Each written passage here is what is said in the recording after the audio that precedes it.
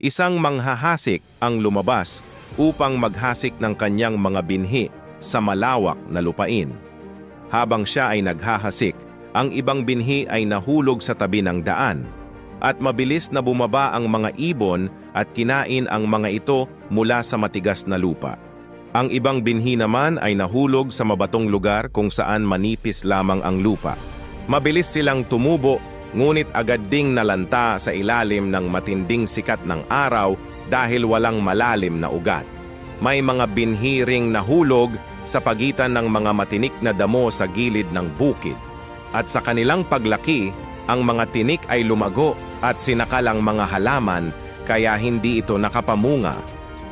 Ngunit ang ilan ay nahulog sa mabuting lupa at namunga ng sagana.